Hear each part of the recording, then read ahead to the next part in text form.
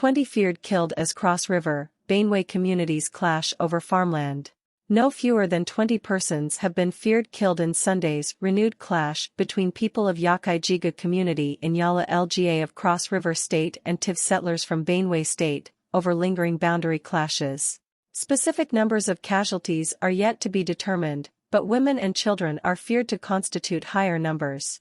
Daily Post gathered that the numbers of those who have sustained various degrees of gunshots and machete cuts are also reported to be high. More houses on both sides were reported to have been set ablaze, according to various sources. A source in Yak, Augustine Odi, said the hostilities resumed on Thursday afternoon when their son, Ike Godwin Okuel, went to his farm, where Tiv assailants allegedly attacked and killed him. According to him, the incident allegedly resulted in the abduction of, at least, 9 other persons who suffered various degrees of bullet wounds. The violent boundary clashes started about 2 months ago when the Tiv settlers allegedly refused to continue the payments of royalties for their stay on Yak lands. The Tiv settlers have claimed that they were being extorted forcibly by the natives, and that they have no other place to call their own, having settled there for over 100 years, intermarried and owned properties. Tiv leaders, including Mr. Jacob Uswa, who claimed he was born 54 years ago and made a chief on the land after the death of his father, alleged that the Yak boys have continued to spring surprise attacks from the bushes, killing their own people. We can't fold our arms and watch them continue to exterminate our people. We have to defend ourselves. They usually hide in the bushes to launch attacks. This is also our land. We are also from Cross River State, he claimed. My father and his own father lived in this community for over 100 years. And I have lived here for over 50 years.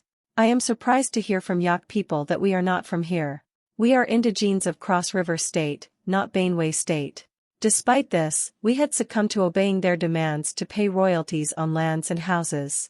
According to him, it was the Yak boys who came to collect royalties that sparked the fight in July 2023, which has continued unabated despite government interventions and presence of the military. Augustine Odi, a youth leader in Yak, has blamed the governments of both states for being idle over the renewed killings and insecurity in Yak. He also alleged that apart from the soldiers sent to keep the peace, they have proofs that other armed soldiers moved with the Tiv settlers to unleash mayhem against them. The Cross River State and Benue State governments have continued to act like toothless bulldogs, allowing their citizens to die in a crisis they should have put an end to. The latest of the attacks resumed on Thursday through Sunday when the Tiv people of Benue State, accompanied by the military, successfully penetrated the Ijiga Yak community and shot at Ijiga people who went to farm. This resulted in the gruesome killing of an indigene of Ijiga Yak. Reacting, one of the commanders of the security team, who gave his name as Lieutenant Alex as well as Lieutenant H.J. Inoiber, explained that they have tried their best to ensure peace return to Yak, but Yak boys constantly indulge in attacks. The Tivs have listened to us by restraining. They killed one of my men yesterday, and I had to frown at it.